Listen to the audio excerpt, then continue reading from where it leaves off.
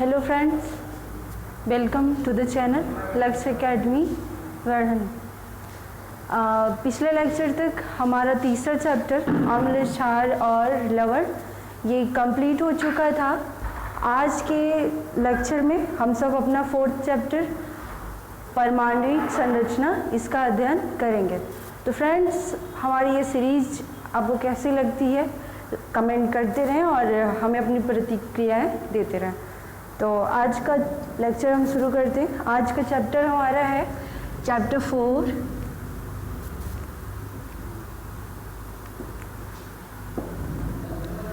परमाणविक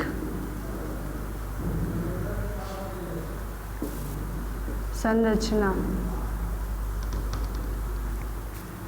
friends, जैसे कि chapter का नाम ही है परमाणविक संरचना, अर्थात परमाणुओं की संरचना या पदार्थ में मूल रूप से संरचना में क्या क्या इकाइयाँ होती हैं उनका अध्ययन हमें करना है।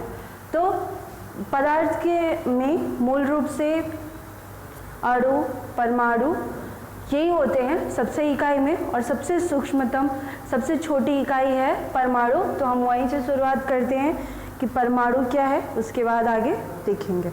तो सबसे पहले देखते हैं परमाणु। फ्रेंड्स, हमने जब पदार्थ वाला चैप्टर पढ़ा था तब भी देखा था कि परमाणु पदार्थ की सबसे सूक्ष्मतम संगठित इकाई है। परमाणु पदार्थ की सबसे सूक्ष्मतम संगठित इकाई है। ये इतना छोटा इसका आकार है कि नग्न आंखों से देखा भी नहीं जा सकता, अर्थात हम सीधे सीधे इसे देख नहीं सकते और यह प्रकृति में स्वतंत्र अवस्था में नहीं होता। ये परमाणु की परिभाषा थी और जो साधारणतः हम कह सकते हैं, और सबसे अच्छी लाइन कि परमाणु किसी भी पदार्थ की सबसे छोटी सूक्ष्मतम इकाई है जो कि संगठित है। फ्रेंड्स, इसी के संबंध में हमने जॉन डाल्टन का सिद्धांत परमाणुवाद, जो कि परमाणु के बारे में सबसे पहला विचार था। इसके पहले हम जानते हैं भारतीय महर्षियों में महर्षि कणाद ने भी परमाणुवाद का सिद्धांत कुछ कहा था, लेकिन वो पूरे विश्व में इतने ही अच्छे रूप में नहीं आ पाया। सामने आया क्या? जॉन डाल्टन का परमाणुवाद का सिद्धांत। तो हम उसे देखते हैं कि इस सिद्धांत में क्या है। फ्रेंड्स, इस सिद्धांत से संबंधित प्रश्न भी पूछे जाते हैं और हम इसलिए भी पढ़ रहे हैं क्योंकि ये परमाणु के या परमाणविक संरचना का सबसे पहली सीढ़ी होगा और ये हमें जानना बहुत ही आवश्यक है।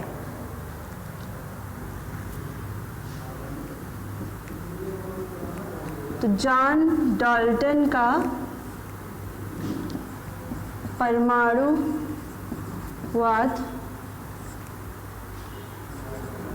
इसमें उन्होंने कहा था कि परमाणु किसी पदार्थ की सबसे छोटी इकाई है, सबसे छोटी इकाई है।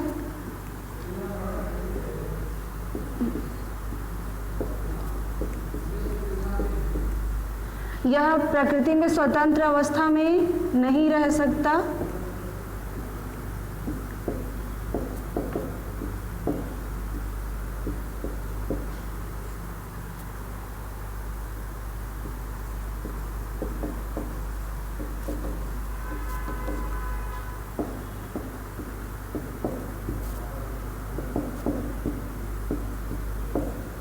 ये दूसरा था। तीसरा, सबसे छोटी इकाई है, यानी छोटा ही है और प्रकृति में स्वतंत्र अवस्था में रह भी नहीं सकता। तो क्यों नहीं रह सकता? क्योंकि इसका आकार बहुत छोटा है और ये इतना छोटा है कि इसे आँखों से नहीं देखा जा सकता है।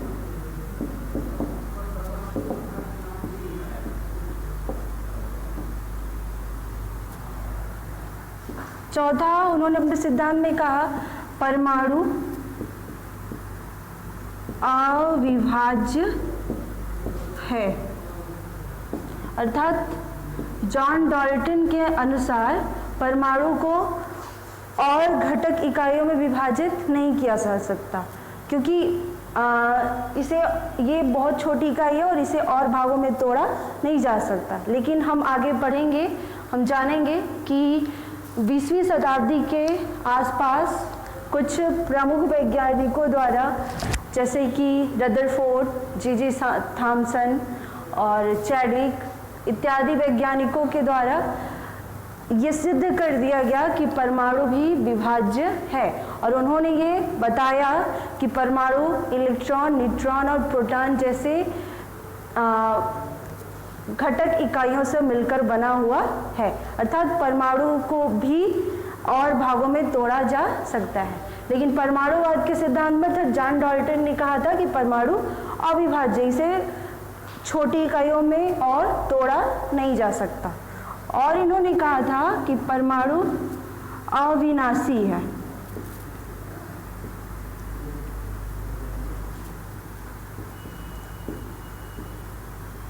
फ्रेंड्स, इस शब्द का अगर हम विच्छेद करें या इसको तोड़ के समझें तो अविनाशी, जिसका विनाश नहीं किया जा सकता, अर्थात परमाणु ना तो बनाया जा सकता है और ना ही नष्ट किया जा सकता है। ये था परमाणुवाद का 5वां सिद्धांत।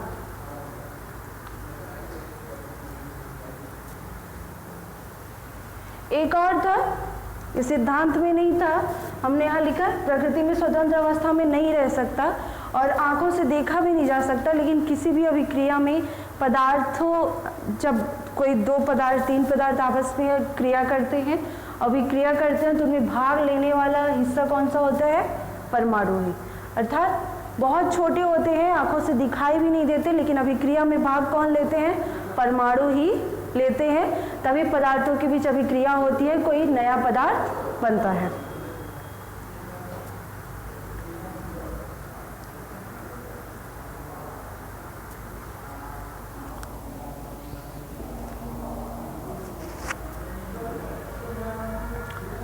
एक और सिद्धांत कि परमाणुओं में समानता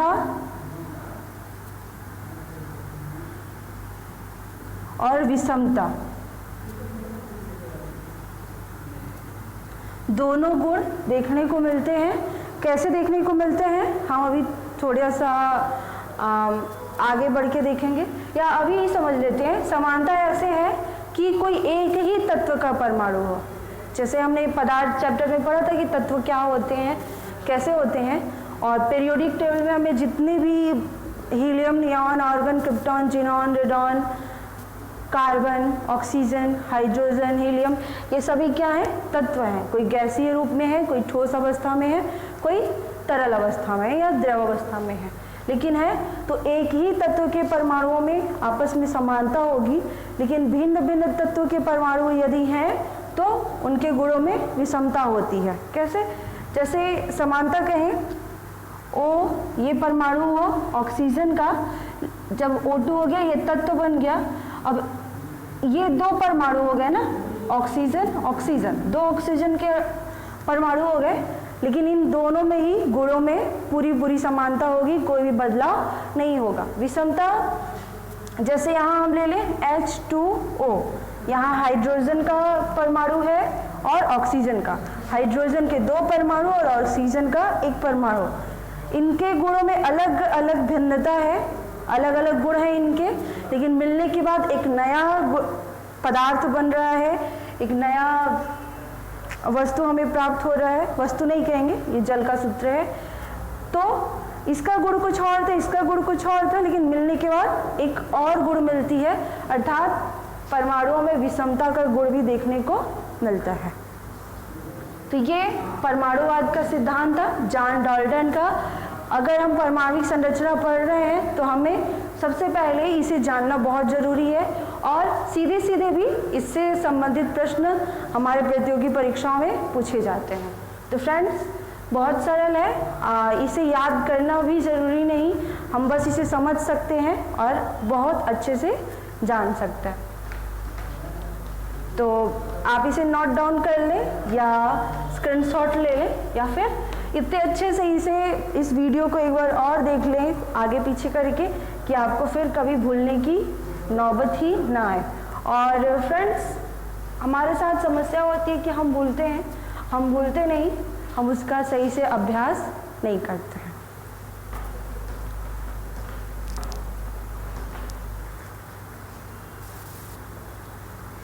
इसी के बारे में परमाणुवाद के सिद्धांत को और हम इससे संबंधित 2 तथ्य हैं।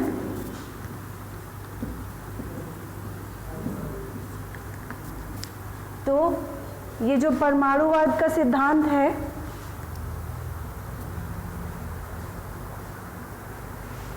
ये द्रव्य है, द्रव्य या पदार्थ की अविनाशिता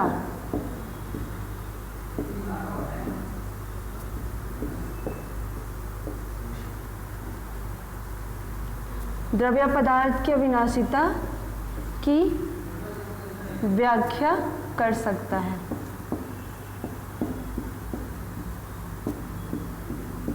फ्रेंड्स, द्रव संरक्षण या द्रव की अविनाशिता का सिद्धांत ये है कि किसी भी पदार्थ अर्थात किसी भी ऊर्जा को, सबसे अच्छा कहें ऊर्जा संरक्षण का नियम, तो ऊर्जा को एक रूप से दूसरे रूप में परिवर्तित किया जा सकता है, ना तो उसे नष्ट कर सकते हैं और ना ही उसे बना सकते हैं। तो जो जॉन डाल्टन का है परमाणुवाद का सिद्धांत, वो द्रव या पदार्थ की अविनाशिता की सिद्धांत की व्याख्या कर सकता है। ये इसकी परिभाषा नहीं कहेंगे, विशेषता हुई। दूसरी विशेषता, ये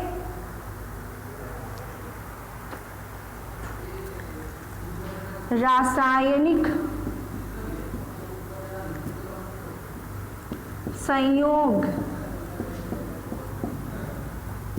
के नियमों की व्याख्या कर सकता है।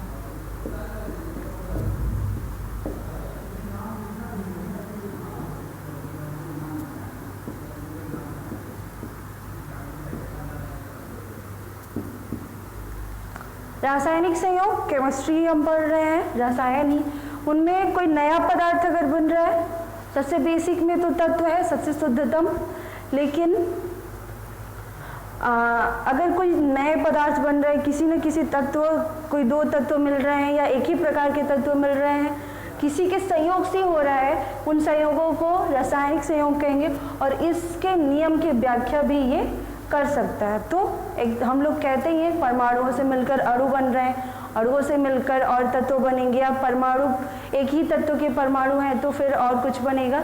हमने पदार्थ के चैप्टर में भी देखा था। तो इस तरह परमाणुवाद का सिद्धांत रासायनिक संयोग के नियम की भी व्याख्या कर सकता है, क्योंकि जॉन डाल्टन अपने सिद्धांत में इन्होंने कहा है कि जो भी पदार्थों में अभिक्रियाएं होती हैं उनमें भाग लेने वाला हिस्सा कौन सा, उस पदार्थ का परमाणु। तो ये था परमाणुवाद के सिद्धांत की 2 विशेषताएं।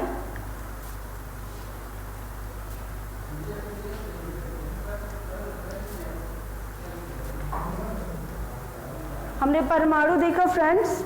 अब हमने देखा था पदार्थ वाले चैप्टर में कि जब परमाणु आपस में समूह बनाते हैं, क्योंकि वो तो प्रकृति में स्वतंत्र रूप से रह नहीं सकते, तो उनमें 2 तरह के समूह बनते हैं, एक अभिक्रिया द्वारा और एक बिना अभिक्रिया द्वारा। बिना अभिक्रिया द्वारा चैप्टर भी हमने देखा था, और अभिक्रिया द्वारा जो नया हमें मिलता है वो होता है अणु। तो परमाणुओं से मिलकर क्या बनता है, अणु, और किस माध्यम से, परमाणुओं के आपस में अभिक्रिया होने के फल स्वरूप।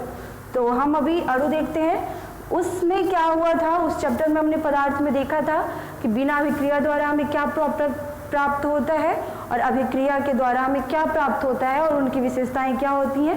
आप वो लेक्चर देख लें।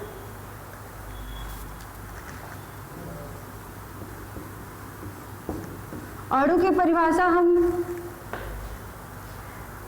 कहेंगे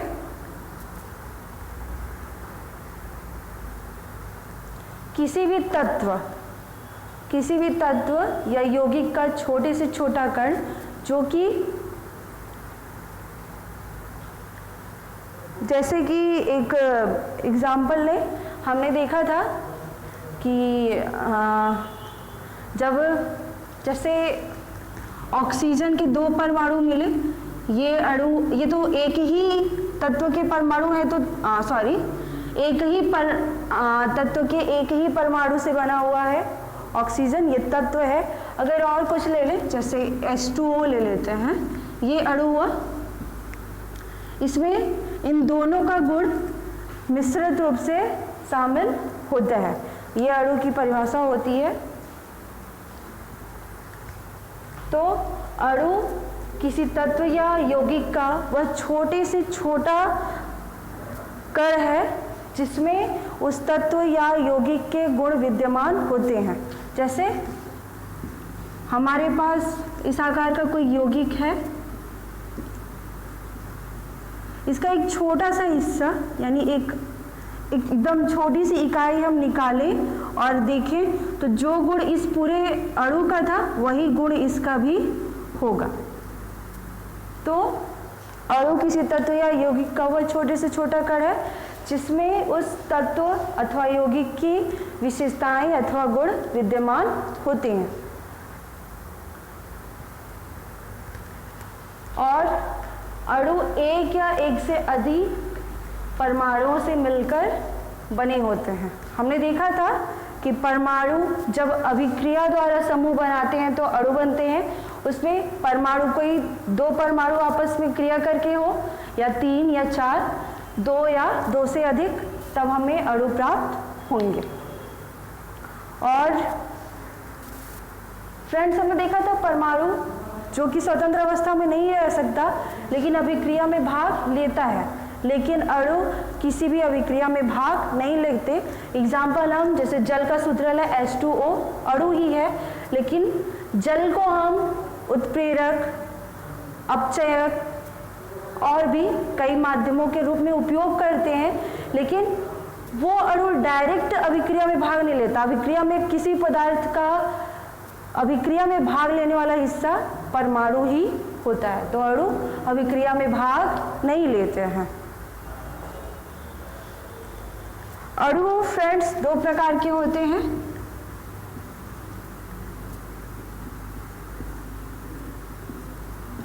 तत्व के अणु और यौगिक के अणु। तो तत्व और यौगिक में क्या अंतर है, हमने पदार्थ वाले चैप्टर में पढ़ा है। अगर आपने नहीं देखा तो वो देख ले, समझ में आ जाएगा। तत्व के अणु उन्हें कहेंगे जिस अणु में एक ही तत्व के परमाणुओं द्वारा संयोजन किया गया हो। जैसे कि ऑक्सीजन O2, इसमें ऑक्सीजन के ही 2 परमाणु मिले हुए हैं O3, ऑक्सीजन के ही 3 परमाणु हैं, नाइट्रोजन ले N2, तो नाइट्रोजन के 2 परमाणु हैं, अर्थात एक ही तत्व के परमाणु हैं, तो ये तत्व के अणु कहलाएंगे, अर्थात ऑक्सीजन, नाइट्रोजन। अगर यौगिक के अणु हैं तो H2O, कई बार अभी हमने इसका नाम लिया, HNO3, NH3 अमोनिया। तो यहाँ जैसे कि देख रहे हैं हम यौगिक के अणु हैं, इसमें हाइड्रोजन भी है और ऑक्सीजन भी है। यहाँ हाइड्रोजन है, नाइट्रोजन है और ऑक्सीजन है, तो ऐसे ये कौन क्या कहलाएंगे, यौगिक के अणु। अर्थात इसमें से अगर हम एक को निकाल रहे हैं तो इसको कहेंगे ये जल का एक भाग है ऑक्सीजन। तो फ्रेंड्स, ये आधारभूत विशेष परिभाषाएं थी परमाणु और अणु, जिन्हें जानना हमारे लिए जरूरी है परमाणविक संरचना में। अब हम आगे बढ़ते हैं।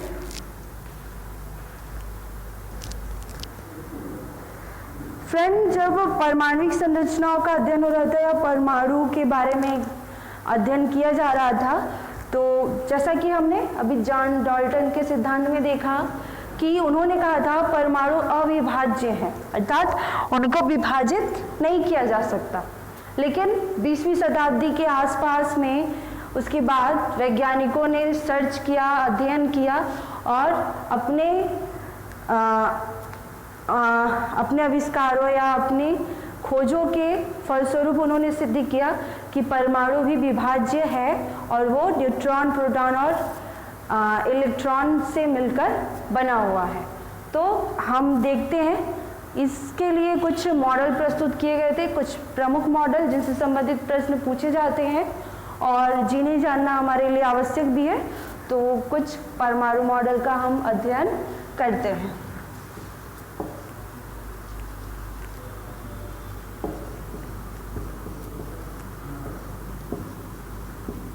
तो सबसे पहले sir J Thomson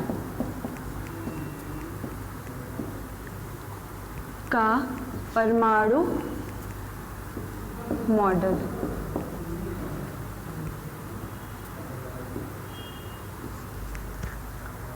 sir J Thomson ने अपना परमाणु मॉडल सन 1904 में प्रस्तुत किया था और उन्होंने कहा था कि परमाणु एक गोलाकार आवेशित पिंड है, अर्थात गोलाकार है, आवेशित पिंड है, यानी इसके आसपास आवेशों का घेरा है और इसमें इलेक्ट्रॉन, इसके बीच में इलेक्ट्रॉन भरे होते हैं कहीं पे भी।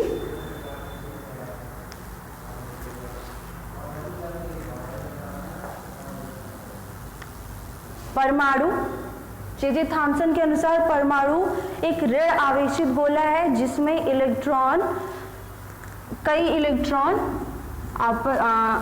होते हैं, इनके बीच में असमान रूप से वितरित होते हैं, जिस प्रकार तरबूज के फल में उसके बीज होते हैं। मतलब उन्होंने परमाणु की तुलना तरबूज से की, किस महत्व से, जिस तरह तरबूज में उसके बीज फैले होते हैं, असमान रूप से वितरित होते हैं, निश्चित नहीं है कि यही होंगे या यही होंगे, उसी तरह इस परमाणु में भी है। और उन्होंने तरबूज से तुलना की थी, तो इस कारण इसे तरबूज मॉडल ये नाम भी दिया गया और इसी को पूलिंग मॉडल भी कहा गया। अर्थात सर जे थॉमसन जी का जो परमाणु मॉडल था 1904 में उन्होंने प्रस्तुत किया था और उन्होंने परमाणु की तुलना तरबूज से की और इलेक्ट्रॉनों को तरबूज के बीज से तुलना करके उन्होंने बताया था, इसलिए इस परमाणु मॉडल को तरबूज मॉडल या पूलिंग मॉडल कहा जाता है। इस मॉडल के बारे में हमें इतना ही जानना जरूरी है हमारी परीक्षा की दृष्टि से।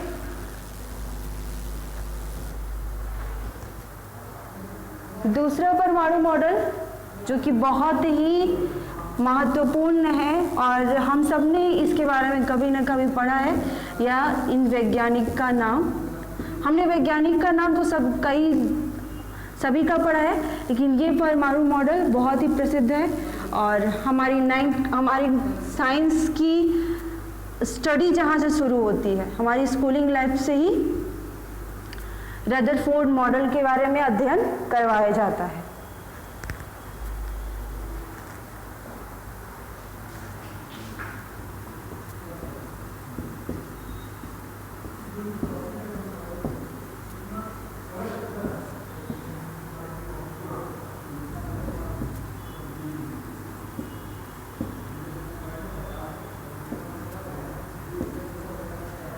रदरफोर्ड ने अपने परमाणु मॉडल में क्या किया, उन्होंने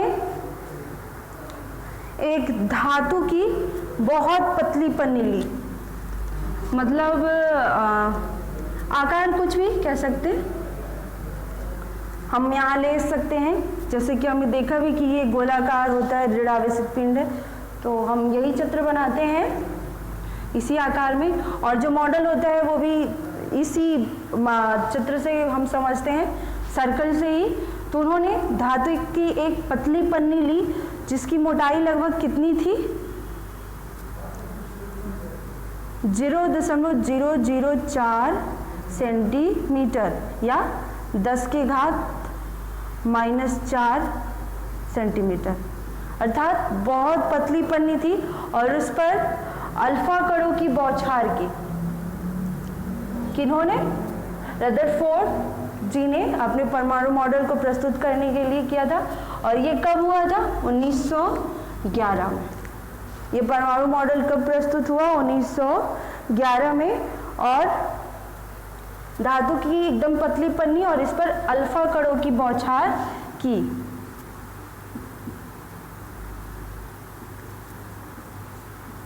तो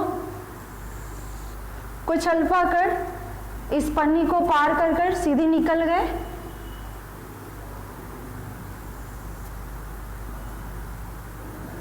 और कुछ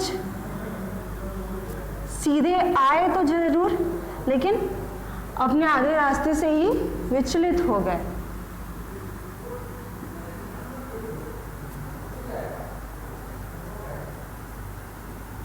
और कुछ अल्फा कण ऐसे हुए जो पुनः अपने मार्ग में वापस लौट गए। ये चित्र है रदरफोर्ड परमाणु मॉडल का। यहाँ जो मुख्य भाग है इस मॉडल में वो क्या है? अल्फा कण और एक धातु की पतली पन्नी, बस इतना ही है। तो यहाँ तीन चीजें देखने को मिली। कुछ अल्फा कण सीधे निकल गए, पन्नी को पार कर गए। कुछ अल्फा कण अपने रास्ते से विचलित हो गए। ये सीधे निकल गए, ये विचलित हो गए और कुछ अल्फा कण वापस लौट गए। तीन चीजें देखने को मिली। इसी के आधार पर रदरफोर्ड ने अपने निष्कर्ष दिए थे। और क्या निष्कर्ष थे ये हम अभी देखेंगे।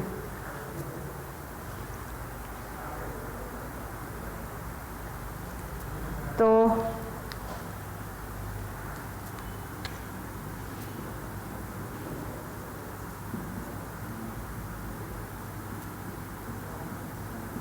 पहला, उन्होंने कहा कि परमाणु का अधिकांश भाग खोखला है, अर्थात जब अल्फा कण गए वो बिना विचलित हुए सीधे निकल गए, अर्थात इनके रास्ते में ऐसा कुछ भी नहीं आया जो इन्हें विचलित कर दे। इसके आधार पर इन्होंने कहा कि परमाणु का अधिकांश भाग खोखला है, अर्थात आवेशहीन है। क्यों? क्योंकि हम जानते हैं परमाणु के अंदर आवेश ही भरे हैं। परमाणु परिभाषा में भी हमने देखा कि परमाणु आवेश का एक गोला है। तो अर्थात इसके बीच में अगर कुछ होता तो क्या होता? कोई ना कोई आवेश होता, लेकिन इनके रास्ते में कोई आवेश नहीं आया, इसलिए ये न तो विचलित हुए ना ही अपने रास्ते से वापस लौटे। तो इसके आधार पर इन्होंने कहा कि परमाणु का अधिकांश भाग खोखला है, अर्थात आवेशहीन है, वहां पे कोई भी आवेश नहीं है। और जब इधर नहीं है, इसी के आधार पर उन्होंने कहा कि जैसे यहाँ देखा हमने कुछ अल्फा कण वापस लौट गए थे, अर्थात यहाँ इस पॉइंट पे जरूर ऐसी कोई ना कोई चीज होगी जो कि इतना मजबूत होगा कि उस अल्फा कण को सीधे वापस कर दिया, विचलित भी नहीं, मतलब बहुत मजबूती के साथ इस आवेश ने इस अल्फा कण को रोका होगा। तो यही बिंदु क्या है? नाभिक, जो कि केंद्र में है। तो अर्थात परमाणु के केंद्र में परमाणु का नाभिक होता है, इनके ही निष्कर्ष के अनुसार। तो पहला निष्कर्ष था अधिकांश भाग खोखला है जो कि आवेशहीन है, और दूसरा निष्कर्ष कि परमाणु के केंद्र में उसका नाभिक है जहां पर आवेश है, और इसी के आधार पर उन्होंने कहा था कि परमाणु का अधिकांश आवेश या अधिकांश द्रव्यमान केंद्र में होता है, या परमाणु के केंद्र में धन आवेश होता है। फ्रेंड्स, हम जनरली पढ़ते हैं कि इलेक्ट्रॉन, अभी हम पढ़ेंगे इलेक्ट्रॉन, न्यूट्रॉन, प्रोटॉन के बारे में क्या होते हैं। तो इलेक्ट्रॉन पर माइनस चार्ज होता है अर्थात ऋणात्मक आवेश होता है, प्रोटॉन धनावेश में होता है और न्यूट्रॉन उदासीन। तो यहाँ से हम ये निष्कर्ष तो नहीं था, हम यहीं से अभी खुद से जान सकते हैं कि यहाँ पर जब प्लस आवेश है इनके निष्कर्ष के अनुसार तो यहाँ इलेक्ट्रॉन नहीं होगा, अर्थात केंद्र में क्या क्या हो सकता है, न्यूट्रॉन और प्रोटॉन। तो उनका दूसरा निष्कर्ष था कि परमाणु का नाभिक केंद्र में है जहां पर धन आवेश होता है।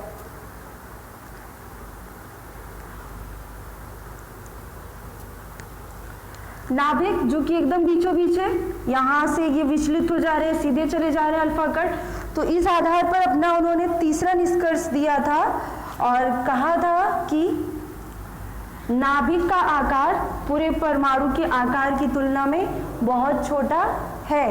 नाभिक का आकार लगभग 10 की पावर -17 सेंटीमीटर।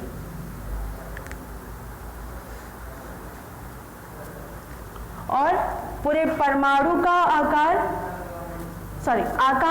छोटा है और ये जो लिख रहे हैं हम ये त्रिज्या है, क्योंकि गोलाकार पिंड ले रहे हैं ना हम, तो नाभिक भी गोलाकार है जहां पर धन आवेश है, उसकी त्रिज्या है 10 की घात -17 सेंटीमीटर और पूरे परमाणु जो कि गोलाकार है उसकी त्रिज्या कितनी है, 10 की पावर -12 सेंटीमीटर। तो ये कम हुआ और ये ज़्यादा। अब कम कैसे फ्रेंड्स, हमने मैथ में संख्या पद्धति में पढ़ी है कि ऋणात्मक संख्याएं जितनी बड़ी होती हैं वह उतना ही उसका मान उतना ही छोटा होता है। तो ये इसीलिए 10 की घात -17 जो कि इसकी तुलना में बड़ा है लेकिन यही वास्तव में छोटा है। तो नाभिक का आकार परमाणु के आकार की तुलना में बहुत छोटा होता है। ये निष्कर्ष रदरफोर्ड जी ने अपने परमाणु मॉडल के पश्चात दिया था।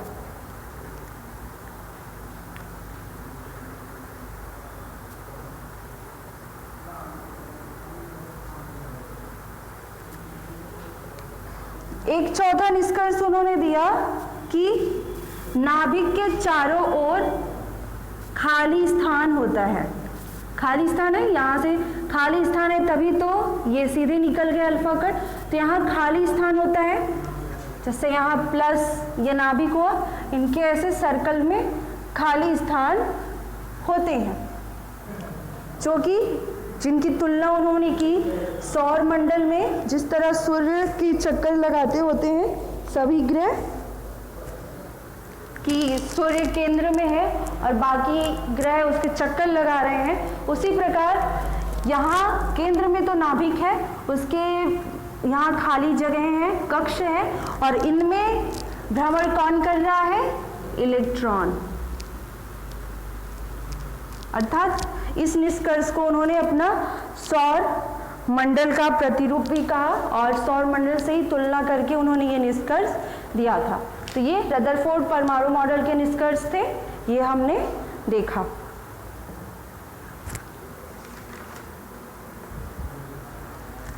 हमने यहाँ देखा था कि परमाणु का संपूर्ण आवेश या धनावेश केंद्र में होता है, अर्थात परमाणु का जो द्रव्यमान होगा वह भी केंद्र में ही होगा।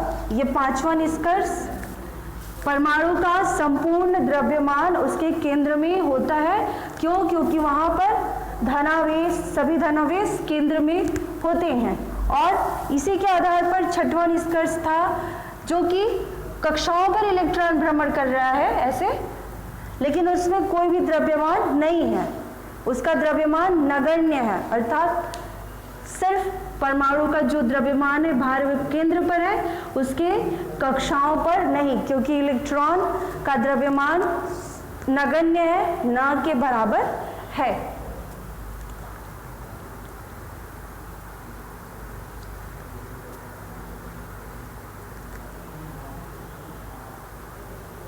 ये हम मिटाते हैं।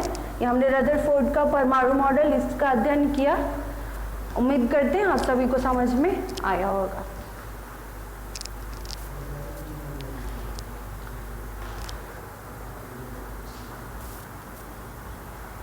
एक और परमाणु मॉडल जो कि हमारी परीक्षाओं से संबंधित है, नील्स बोर का परमाणु मॉडल।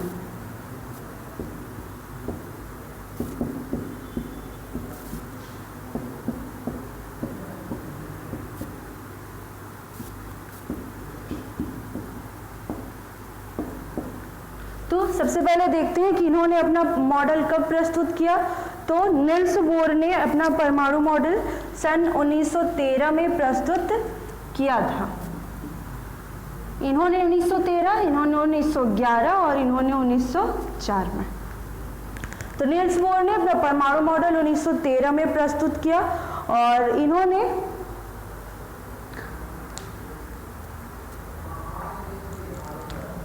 इन्होंने कहा कि ये कोई परमाणु है, इसके केंद्र में धन आवेश होता है, जो कि रदरफोर्ड से भी संबंधित था कि इसके केंद्र में धन आवेश होता है, धन आवेशित कण उपस्थित होते हैं।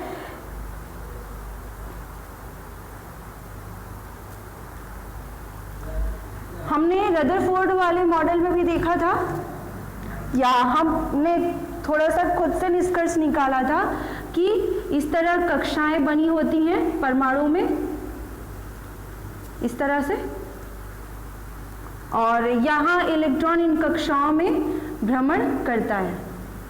अर्थात इलेक्ट्रॉन नाभिक में स्थित नहीं होता, वो कक्षाओं पर भ्रमण करता है।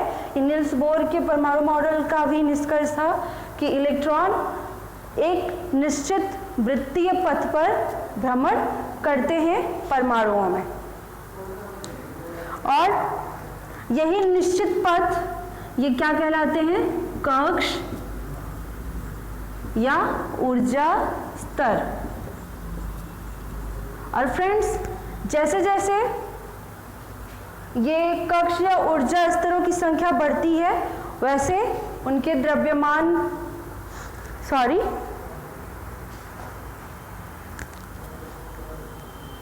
हमने देखा था कि सारा धनावेश, सारा द्रव्यमान परमाणु का नाभिक में होता है, इनमें कोई द्रव्यमान नहीं होता। अर्थात द्रव्यमान में वृद्धि तो नहीं होगी, लेकिन कक्ष या ऊर्जा स्तरों में वृद्धि के बाद इलेक्ट्रॉनों की संख्या भी बढ़ जाएगी। जैसे पहले कक्ष में इलेक्ट्रॉन कितने रखे जा सकते हैं, केवल 2, दूसरे में 4 रखे जा सकते हैं, 4 नहीं 8।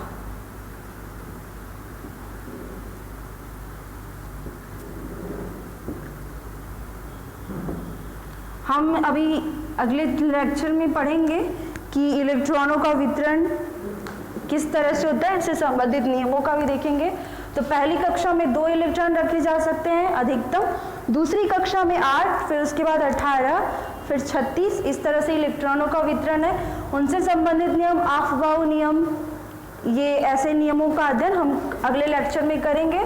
तो हमने कहा कि जैसे जैसे कक्ष या ऊर्जा स्तरों में वृद्धि होती है, इलेक्ट्रॉनों की संख्या बढ़ती जाती है। जैसे पहले में था 2, दूसरे में 8, तीसरे में 18, चौथे में 18, पांचवें में 36, इस तरह से। तो ये उनका दूसरा निष्कर्ष था। और इसी कक्ष या ऊर्जा स्तर को उन्होंने कहा कि n से प्रदर्शित करते हैं, इन्हीं को, ठीक है, इन कक्षाओं को n से प्रदर्शित करते हैं। तो पहली कक्षा हुई और इन n का मान 1, 2, 3, 4 कुछ भी हो सकते हैं गिनती में। पहली कक्षा को 1, दूसरी कक्षा 2, तीसरी कक्षा 3, चौथी 4, आगे इस तरह से। तो ये हुआ n बराबर 1 पहली कक्षा, n बराबर 2 दूसरी कक्षा, n बराबर 3 तीसरी कक्षा, इस तरह से। तो इन कक्षीय ऊर्जा स्तरों को n से प्रदर्शित करते हैं। किसने कहा, ये नील्स बोर ने अपने परमाणु मॉडल में।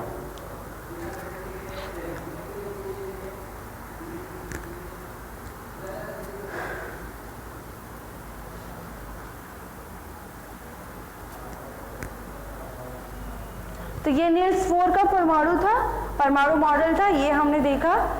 इनके बारे में जो महत्वपूर्ण था इतनी ही थी चीज़ें, बाकी हमने रदरफोर्ड में जो दोनों में कॉमन था वो तो है ही, हमने देख लिया।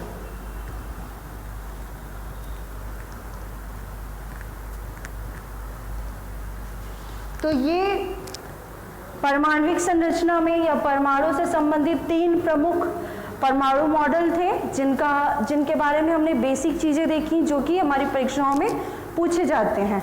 अब हम परमाणविक संरचना पढ़ रहे हैं, तो आगे हम देखेंगे। तो हमने देखा परमाणु अणु देखा। अब नाभिक में हमारे कई बार आ रहा था न्यूट्रॉन, प्रोटॉन, इलेक्ट्रॉन, ये हम अपने अगले लेक्चर में देखेंगे। इस लेक्चर के लिए इतना ही। आपको वीडियो कैसा लगा कमेंट करके अवश्य बताएं, और पसंद आए तो लाइक शेयर जरूर करें। धन्यवाद।